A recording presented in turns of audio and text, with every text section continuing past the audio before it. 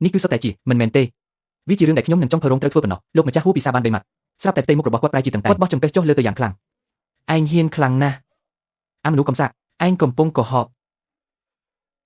លោកម្ចាស់ហួរលោកមានន័យថាយ៉ាងម៉េចមុខម្ហូបមួយចាននេះ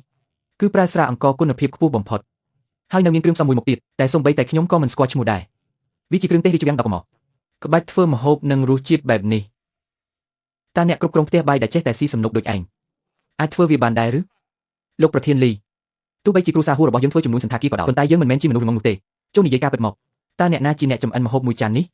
មីទូនៅកន្លែងណាក៏នៅតែចាញ់ចាំចំណែកឯខ្សាច់វានៅតែជាក្របខ្សាច់ដដែលលោកប្រធានលីការដែលអ្នកគិតថាឆ្លាតដោយការលួចយកស្នាដៃខុសអ្វីពីការជីកកែភ្នូដាក់ខ្លួនឯងនោះទេធ្វើការទៅដោះឲ្យអាអ្នកធ្វើម្ហូបថោកទាបនេះចេញមើលថាវានៅលក្ខរបស់ស្មោកគ្រោកអ្វីខ្លះនៅលើខ្លួនឈប់ឲ្យអស់ភ្លាមលោកប្រធានមានរឿងអីទៅតើលោកម្ចាស់ហួរគាត់បានផ្ដល់រង្វាន់រាប់លានដល់ពួកយើងមែនទេផ្ដល់រង្វាន់ក្បាលអ្នកណាទៅលោកម្ចាស់ហួរមេចុងភៅដែលត្រូវធ្វើមុខម្ហូបនេះកញ្ញាសិនអ្នកនាងសិន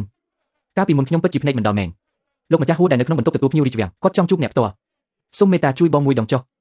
សូមគុំនិយាយរឿងពិតប្រាប់លោកម្ចាស់ហួរឲ្យសោះខ្ញុំដើរចូលទៅក្នុងបន្ទប់ដ៏ប្រណីតរបស់អធិរាជដោយភាពស្ងប់ស្ងាត់បំផុតទោះបីជាការតុបតែងខ្លួនរបស់ខ្ញុំមិនស៊ីគ្នានឹងបន្ទប់ដ៏ថ្លៃថ្នូរនេះក៏ដោយតែភាពមាំមួននិងស្ងប់ចិត្តកេរ្តិ៍ឈ្មោះដែលដិតដាមដោយសាររស់នៅក្នុងរាជវាំងឲ្យភ្ញៀវកិត្តិយសទាំងអស់នៅទីនោះភ្ញាក់ផ្អើលយ៉ាងខ្លាំងពិតជាអង្អាចក្លាហានណាស់និងមានជំហររឹងមាំដូចភ្នំពិតជាក្មេងស្រីដ៏ឆ្នើមម្នាក់មែនតាមម្ហូបត្រីដាំឈើក្រៀមត្រឡប់មកខៀវខ្ចីនេះជារបស់ដែលនាងធ្វើមែនទេ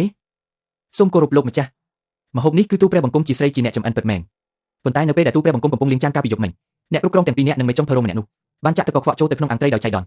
ដើម្បីសង្គ្រោះកិត្តិយសរបស់សន្តាគារហត់ធានទូព្រះបង្គំបង្ខំចិត្តប្រើរូបមន្តបុរាណដោយកាត់ផ្នែកដែលរលួយនៃត្រីងប់នោះចេញហើយប្រើគ្រឿងទេសពិសេសដើម្បីបិទបាំងក្លិនឆ្អាបទើបអាចចម្អិនជាម្ហូបនេះឡើងវិញទៅឯងចប់ប្រកាន់យើងទាំងងឹតធ្ងល់មិនចម្លែកទេដែលលោកតាធ្លាប់មានប្រសាសន៍ថាមានក្លិនស្រាលីឡំជាមួយក្លិនប្លែកមួយប្រភេទអ្នកណាមាននៅទីនោះទៅបើកកាមេរ៉ាសុវត្ថិភាពនៅផ្ទះបាយឲ្យខ្ញុំ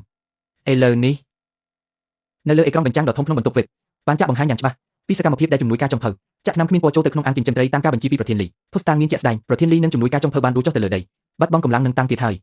ការដាក់ថ្នាំពុលដោយចិត្តណាការមួយបង្កាច់ចោទប្រកាន់និងការបំផ្លាញទ្រព្យសម្បត្តិសំខាន់របស់សន្តាគារប្រធានលីនឹងជំនួយការចំភៅអ្នកទាំងពីរត្រៀមខ្លួនទៅដេកគុកឪពុកភុយទៅហើយត្រូវសងបំណុលមហាសាលអស់មួយជីវិតនេះផងអង្គរៈស្លៀកពាក់ខ្មៅមៀតធំមួយចំនួនដើរឡើងទៅមុខពួកគេចាប់អូសពួកវាដូចជាអូសឆ្កែញាប់ទាំងដែលអ្នកគ្រប់គ្រងលីនិងចំភៅទី2កំពុងស្រែកយំមិនឈប់កញ្ញាសិនថ្ងៃនេះពិតជាសំណាងបានអ្នកហើយបើមិនដូច្នោះទេពិធីជប់លៀងគប់កំណើតត្រកូលហូររបស់ខ្ញុំប្រកាសជាខ្លាចជាការអស់សំណើចមិនខាននេះគឺជាលុយចំនួន3សែនជាប្រាក់រង្វាន់ផ្ទាល់ខ្លួនដែលខ្ញុំជូនចំពោះអ្នកអំណាចទិញនៃលុយសម័យទំនើបនេះពិតជាគួរឲ្យខ្លាចខ្លាំងណាស់លុយ3សែននេះវាគ្រប់គ្រាន់ដើម្បីទិញអង្ករនិងសេះរាប់តោនបន្ទប់បម្រើការក្នុងរាជវង្សដាជិងដល់ពេលដែលត្រូវផ្លាស់ប្ដូរហើយកញ្ញាសិនខ្ញុំហូលីនមិនដែលមើលងាយអ្នកមានសមត្ថភាពឡើយប្រាក់ខែ1លានតើអ្នកយល់យ៉ាងណាដែរលោកហូពិតជាថ្លៃថ្លាខ្លាំងណាស់ដែលលោកផ្ដល់កិត្តិយសឲ្យខ្ញុំប៉ុន្តែទូព្រះបង្គំជាស្រីពេលនេះខ្ញុំត្រូវការថ្នាំប្រឆាំងការរលាកដ៏ស័ក្តិសិទ្ធិជាច្រើនព្រមទាំងម្សៅស្រូវសាឡេល្អជាច្រើនបាវគ្មានបញ្ហាទេរបស់ទាំងនេះខ្លាំងរបស់សន្តាគារហោធានខ្ញុំមានច្រើននេះខ្ញុំនឹងឲ្យគេរៀបចំទុកជូនអ្នកខ្ញុំអបប្រអប់មួយនៅក្នុងទ្រុងយ៉ាងណែតែជាថ្នាំប្រឆាំងការរលាកទំនើបថ្នាំបញ្ចុះកម្ដៅនៅក្នុងលុបខាងក្រោយក៏មានការដាក់តម្រៀបទុកនៅរបស់ដែរហូលីនឲ្យគេដឹកមកជូនដែលមានម្សៅស្រូវសាលីថ្នាក់លេខ1ជាច្រើនបាវស៊ួយម៉ែរោគបានថ្នាំស័ក្តិសិទ្ធិមកហើយក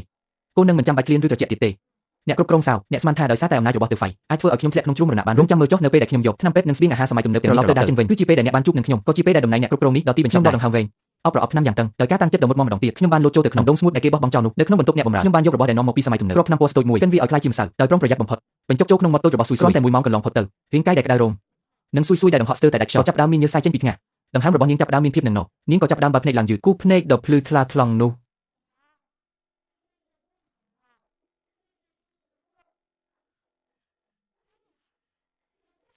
អ្នកមីងលីវដែលនៅក្បែរនោះកំពុងអង្គុយចុះដោយប្រើប្រាស់របស់ដែលខ្ញុំនាំយកមកដាំបបរដោយប្រើអង្ករទំនើបដែលមានគុណភាពដ៏ឈ្ងុយឆ្ងាញ់និងសុទ្ធល្អនោះធ្វើឲ្យអ្នកមីងលីវលូតទឹកមាត់បណ្ដាក៏ជូតភ្នែកបណ្ដា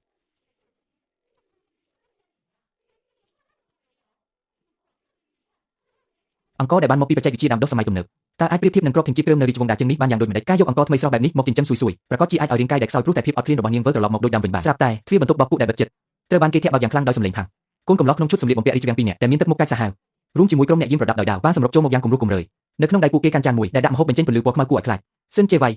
អ្នកគ្រប់គ្រងសៅអាណិតអាសូរដល់ជីវិតឯកោរបស់ម្ដាយកូនអ្នកទើបបញ្ជាឲ្យខ្ញុំយកអាហារចុងក្រោយដ៏ឈ្ងុយឆ្ងាញ់មកជូនបើចេះគិតគូរក៏រត់ទៅបរិភោគឲ្យហើយទៅមេចុងភៅសិនអ្នកគ្រប់គ្រងសៅបានផ្ដាំមកថាព្រះមហេសីដឺហ្វៃមិនអាចទ្រាំនឹងរឿងរ៉ាវដែលមិនសមគួរបានឡើយ ប្រសិនបើនាងនៅមានជីវិតទៀតមួយថ្ងៃអ្នកគ្រប់គ្រងសៅក៏មិនអាចដេកលក់ស្កប់ស្កល់បានដែរណែនាំឲ្យនាងប្រត់ទៅបរិភោគទៅកុំឲ្យត្រូវឈឺចាប់រាងកាយទៀតឡើយអ្នកគ្រប់គ្រងសៅប្រញាប់ប្រញាល់ចង់សម្លាប់បំបិតមើលទៅអ្នកដែលនៅពីក្រោយរឿងរ៉ាវរបស់ព្រះមហេសី The Fight កាលពីឆ្នាំនោះពិតជាគាត់មានធូរការដណ្ដើមអំណាចក្នុងរាជវាំងគឺតែងតែត្រូវកំចាត់ចោលអ្នកគ្រប់គ្រងសៅបានឡើងកាន់តំណែងកម្ពូលក្នុងរោងអាហារមិនអាចទុកជីវិតឲ្យខ្ញុំរស់បានឡើយស្ដាយដែលគាត់កាន់នាងខុសត្រង់ថាខ្ញុំមានអាហារទៅពីឋានសួគ៌ជួយការពារនៅពេលដែលនាងដឹងរឿងអស់ហើយ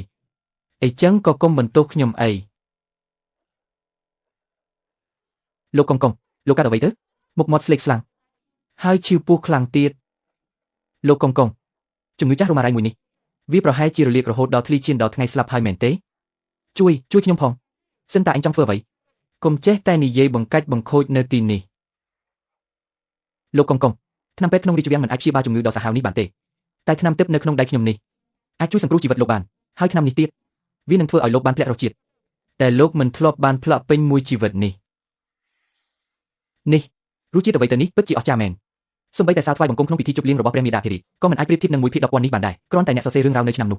ះថាសាវជូស៊ីបញ្ចេញអ្នកឲ្យមកមួបង្កាច់ខ្ញុំដោយរបៀបណាថ្នាំសង្គ្រោះជីវិតនេះនឹងក្លាយជារបស់អ្នកភ្លាមតែបើមិនដូច្នោះទេអ្នកចង់រក្សាភាពស្មោះត្រង់ជាមួយនាងសាវជូស៊ីក៏តាមចិត្តរងចាំស្លាប់នៅទីនេះចុះនៅចំពោះមុខរឿងជីវិតនិងផលប្រយោជន៍ភាពស្មោះត្រង់វាគ្រាន់តែជាក្រដាស់តម្លៃប៉ុណ្ណោះនាងសាវជូស៊ីកំបិតដែលអ្នកបញ្ជូនមកសម្រាប់ខ្ញុំថ្ងៃនេះខ្ញុំនឹងប្រែក្លាយវាដោយផ្ទាល់ដៃឲ្យទៅជាដាវចាក់ទម្លុះបេះដូងរបស់អ្នកលឺថ្ងៃចាំងឆ្លងកាត់បង្អួចកញ្ចក់ដ៏ធំធ្លាក់មកលើកៅអីសាឡុងស្បែកដ៏ប្រណីតនាងសិនថ្ងៃនេះដែលខ្ញុំមកជួបអ្នកគឺចង់សុំឲ្យអ្នកជួយសង្គ្រោះសន្តាគារ Huation របស់ខ្ញុំមានរឿងអ្វីកើតឡើងមែនទេមេគ្រប់គ្រងឡៃអាត្រិឆាននោះមុនពេលគេខ្លួនវាបានលួចលក់រូបមន្តសម្ងាត់ទាំងអស់របស់សន្តាគារ Huation ទៅឲ្យគូប្រជែងរបស់យើងគឺ Zeshan Tower ឥឡូវនេះ Zeshan Tower កំពុងដណ្ដើមយកអតិថិជនរហូតដល់ទៅ80ដោយសាររូបមន្តរបស់យើងហើយថែមទាំងហ៊ានប្រកួតប្រជែងជាមួយយើងយ៉ាងចំទៀតផងរូបមន្តត្រូវគេលួចទៅហើយក៏គ្រាន់តែបង្កើតថ្មីទៅតាមមួយចុងភៅនៅ Huation មិនអាចធ្វើម្ហូបថ្មីបានទេបើនៅរាជវាំងបុរាណបើរូបមន្តលេចធ្លីគេតែងតែប្រើវិធីដោះស្រាយដោយយករសជាតិថ្មីទៅសម្រាប់សម័យនេះទោះបីជាបច្ចេកវិទ្យាជឿនលឿនក៏ដោយតែនៅក្នុងការសម្របខ្លួនលើផ្នែកចុងភៅដូចជាខ្វះភាពក្លាហានបន្តិចវាមិនងាយស្រួលប៉ុន្មានទេដៃរបស់មេចុងភៅធំត្រូវបានគេធ្វើឲ្យខូចចុងភៅផ្សេងទៀតមិនអាចទទួលបន្ទុកធ្ងន់ធ្ងរបានឡើយការប្រកួតដណ្ដើមជើងឯកលើកនេះមានជាប់តាក់ទងនឹងភាពរុងរឿងរបស់សន្តាគារទាំងមូលប្រសិនបើយើងចាញ់សន្តាគារ Huation នឹងត្រូវខ្សែធនជាក់ជាមិនខានលោកហ៊ីវបើចង់ឲ្យខ្ញុំតំណាងឲ្យ Huation ចូលរួមប្រកួតក៏មិនមែនថាមិនអាចទៅរួចដែរការប្រកួតប្រជែងដ៏ក្តៅគប់ប៉ុន្តែរង្វាន់សម្រាប់ខ្ញុំលើកនេះត្រូវតែផ្លាស់ប្ដូរឲ្យតែអ្នកឈ្នះចង់បានលុយប៉ុន្មានក៏ខ្ញុំឲ្យដែរខ្ញុំមិនត្រូវការលុយទេខ្ញុំចង់បានរបស់នៅក្នុងឃ្លាំងសន្តាគារអ្នកដូចជាឧបករណ៍កសិកម្មដែកថាត់ទំនើបទាំងអស់នោះឧបករណ៍បញ្ឆេះភ្លើងចល័តនិងគ្រាប់ពូជដំណាំទិន្នផលខ្ពស់ដូចជាដំឡូងបារាំងនិងពោតបើមានឧបករណ៍ទំនើបទាំងនេះឧបករណ៍ចាស់កំពីងកំផុសក្នុងផ្ទះបាយនឹងលែងមានតម្លៃទៀតហើយបើខ្ញុំអាចនាំយកគ្រាប់ពូជទាំងនេះត្រឡប់ទៅអង្គរដេយវិញបានវាមិនត្រឹមតែដោះស្រាយបញ្ហាហូបចុករបស់ប្រជាជនបានប៉ុណ្ណោះទេថែមទាំងអាចក្លាយជាកម្លាំងចុងក្រោយក្នុងការផ្ដួលរំលំមេដឹកនាំយ៉ាវទៀតផងនឹកស្មានថាជារបស់អ្វីដែលកំមកទៅទៀតរបស់ទាំងនេះនៅក្នុងឃ្លាំងខ្ញុំមានគោដូចភ្នំឲ្យតែអ្នកដណ្ដើមបានជើងឯកខ្ញុំនឹងផ្ទុកឲ្យអ្នកពេញមួយឡានដិតទំនិញតែម្ដងយកព្រមតាមនឹងចុះទីលានប្រកួតចុងភៅដ៏ធំសម្បើមអ្នកចូលរួមពេញហូហៀពន្លឺភ្លើងកាមេរ៉ាជះមកមិនដាច់កាមេរ៉ាគ្រប់ទីតម្រង់ទៅធ្វើម្ហូបកណ្ដាលឆាកយ៉ាងច្បាស់នៅក្រោមផ្ដាសន្តាគារហត់ធានខ្ញុំស្លៀកឈុតមេចុងភៅសាមញ្ញមួយសក់វែងត្រូវបានចង់ឡើងខ្ពស់មើលទៅពិតជាអង្អាចក្លាហាននាងជាអ្នកចម្អិនអាហារដាក់ថ្នាំពោលអញហ៊ានតំណាងឲ្យហត់ធានមកប្រកួតមែនទេប្រាប់ឲ្យដឹងចុះមេចុងភៅលីដែលពីការម្នាក់នោះមិនបានមកទេសម្រាប់អញគ្រាន់តែជាមនុស្សឥតតម្លៃម្នាក់ប៉ុណ្ណោះពិតមែនហើយថ្ងៃនេះហាងសឺជុនមិនត្រឹមតែមានរូបមន្តសម្ងាត់របស់ហត់ធានទេថែមទាំងបានត្រៀមអាវុធសម្ងាត់ទៀតផងសិនជាវៃថ្ងៃនេះអញនឹងធ្វើឲ្យអញអាម៉ាស់មុខនៅចំពោះមុខប្រព័ន្ធផ្សព្វផ្សាយទាំងអស់ក្នុងក្រុងជើងឆេងឲ្យខ្ទេចខ្ទីតែម្ដងពួកទូឯកសម្ដែងល្ខោនអាយ៉ងទាំងពីរនេះជាមនុស្សក្បត់ជាតិក្បត់គ្រូបើនៅសម័យបុរាណត្រូវតែប្រហារជីវិតទោះបីសម័យទំនើបនេះមានចិត្តមេត្តាក៏ដោយប៉ុន្តែថ្ងៃនេះទឹកមិនអិនអាហារមួយនេះនឹងក្លាយជាកន្លែងកាត់ទោសប្រហារជីវិតពួកវាការប្រកួតវគ្គផ្ដាច់ព្រាត់នៅតង់ទី2ប្រធានបទនឹងត្រូវជ្រើសរើសដោយសមាគមភោជនីយដ្ឋានក្រុងយ៉េងឆេងដោយចៃដនស្បែកក្តោបមែនទេស្បែកក្តោបណោះពិតជាសំណាងណាស់សន្តាគារ Huation លើកនេះពួកឯងស្លាប់មិនខានស្បែកក្តោបឆាគ្រឿងស្បែកក្តោបនេះមិនស្មើនឹងស្បែកក្តោបធៀបដើមដែលកាន់តែសាមញ្ញគឺកាន់តែអាចបង្ហាញពីសមត្ថភាពផ្ទៃក្នុងដែលបានបន្តពីជំនាន់នៅពេលនោះមេគ្រប់គ្រងលីកំពុងតែសម្លឹងទៅបុគ្គលិកម្នាក់ដែលកំពុងកាន់ទឹកដោយបញ្ចេញកែវភ្នែកដ៏សាហាវយង់ក្នុងអ្វីដែលខ្ញុំនឹងធ្វើនៅពេលនេះគឺជាស្នាដៃចុងក្រោយដ៏កំមដែលបានបាត់បង់ពីផ្ទះបាយរាជវាំងនៃរាជវង្សដាជីនវាគឺស៊ុបស្បែកក្តោបទឹកថ្លាខ្លឹមសារនៃមុខម្ហូបនេះគឺស្ថិតនៅលើការចម្អិនអស់រយៈពេល8ម៉ោងដោយប្រើទឹករងាសាច់មាន់សាច់ទានិងគ្រឿងសមុទ្រដែលថ្លាដូចទឹកប៉ុន្តែមានរសជាតិឆ្ងាញ់អស្ចារ្យបុគ្គលិកបម្រើការម្នាក់កាន់ថាសគ្រឿងផ្សំការកាត់ទៅធ្វើម្ហូបរបស់ Shen Jaiwei ស្រាប់តែឲ្យជើងធ្វើហាក់ដូចជាចៃដនបុកទៅនឹងកំដេដុតដែលផ្ទុកទឹកស៊ុបនោះឈរឲ្យត្រង់ខ្លួនទៅសុំទោសខ្ញុំរើដៃនៅពេលដែលគេដាក់កាត់ការពីបន្តិចមុនគេបានកម្រាមដៃដើម្បីទម្លាក់អ្វីម្យ៉ាងចូលទៅក្នុងទឹកស៊ុបរបស់ខ្ញុំវិធីសាស្ត្របំពុលអាហារដ៏ថោកទាបបែបនេះបើធៀបនឹងការដណ្ដើមអំណាចក្នុងរាជវាំងវិញវាហួសសម័យកាលយូរមកហើយគ្រឿងផ្សំឧស្សាហកម្មនិងថ្នាំពុលដែលបង្កឲ្យមានរសជាតិល្វីងមើលទៅលោកនាយកលីដើម្បីបំផ្លាញស៊ុបរបស់ខ្ញុំពិតជាហ៊ានចំណាយលុយច្រើនណាស់ Shen Jaiwei ការប្រកួតនៅសល់តែ5នាទីចុងក្រោយប៉ុណ្ណោះស៊ុបរបស់នាងឆ្អិនហើយឬនៅកុំឲ្យខកខានដល់ពេលវេលាដែលគណៈកម្មការត្រូវភ្លក់អាហារឲ្យសោះកាមេរ៉ាជុំវិញខ្លួនសុទ្ធតែបានចាប់ផ្ដើមថតដោតមកលើឆ្នាំងស៊ុបដ៏ថ្លាភ្លឺរបស់ខ្ញុំតែតាមពិតវាត្រូវបានគេបំផ្លាញចោលបាត់ទៅហើយក្នុងកន្លែងសម្រាប់របស់សន្តាគារ Huation គូលេងក្រោកឈរឡើងដោយក្តីបារម្ភញើសហូរជប់ពេញមុខនៅសល់5នាទីទៀតសម្រាប់នាងប៉ុណ្ណឹងគឺគ្រប់គ្រាន់ហើយលោកនាយកលីអ្នកមិនយល់សោះថាអ្វីទៅជាក្បាច់ចុងភៅពិតប្រាកដនោះ ក្បាច់ស្រូបយកជាតិពុលដោយសាច់មាន់របស់រាជវាំងបុរាណគឺអាចកែប្រែអ្វីដែលគ្មានន័យឲ្យទៅជាអច្ឆរិយបានខ្ញុំនឹងប្រើល្បិចចុះខ្វក់របស់អ្នកដើម្បីបង្កើតរឿងព្រេងនៃការធ្វើម្ហូបដ៏ល្អឥតខ្ចោះពេលវេលាដែលនៅសល់នៃការប្រកួតបានចាប់ផ្ដើមរាប់ថយក្រោយហើយ9-3ខ្ញុំនៅតែរក្សាភាពស្ងប់ស្ងាត់ដៃស្ដាំខ្ញុំកាន់កាំបិតហាន់យ៉ាងរហ័សរហួនរហូតមើលមិនដឹងថាជាអ្វីឡើយក្នុងមួយប៉ព្រិចភ្នែកសាច់ទ្រូងមាន់ត្រូវបានហាន់ល្អិតរហូតคล้ายជាទឹកឈួតហើយនាងនៅចុងភៅនេះពិតជាឈួតទៅហើយមានអ្នកណាគេយកសាច់មាន់ឆៅទៅដាក់ក្នុងស៊ុបនៅនាទីចុងក្រោយបែបនេះឥឡូវស៊ុបនេះคล้ายជាទឹកល្អអស់ហើយគឺដោយសារសាច់មាន់ស្រូបយកជាតិប្រៃសាច់ជ្រូកស្រូបយកជាតិល្វីងអាចកំបាំងនៃរសជាតិដ៏អស្ចារ្យតាមបែបបុរាណនេះតើពួកមនុស្សល្ងងដែលស្គាល់តែសារធាតុគីមីសម័យទំនើបអាចយល់បានដែរឬទេនៅពេលដែលសម្លេងផ្ទុះដ៏ខ្លាំងមួយបានបន្លឺឡើងប្រកួតហើយមុខម្ហូបដែលភោជនីយដ្ឋាន Zation Tower លើកមកគឺស្បែកក្តោបដាំទឹកមាសដ៏ប្រណីតចំណែកឯម្ហូបដែលខ្ញុំលើកមកវិញមានតែចានទឹកដែលថ្លាឆ្វេងមួយនេះប៉ុណ្ណោះមានតែស្លឹកស្បែកក្តោបមួយដុំអណ្ដែតនៅកណ្ដាលចានទឹកថ្លាសន្តាគារ Huation យកទឹកធម្មតាមកបោកបញ្ឆោតពួកយើងឬតាមមើលទៅគឺដឹងចាញ់ឈ្នះតាំងពីមិនទាន់ធ្លាក់ម្លេះលោកគណៈកម្មការហេតុអ្វីមិនភ្លក់សិនមុននឹងសម្រេចចិត្ត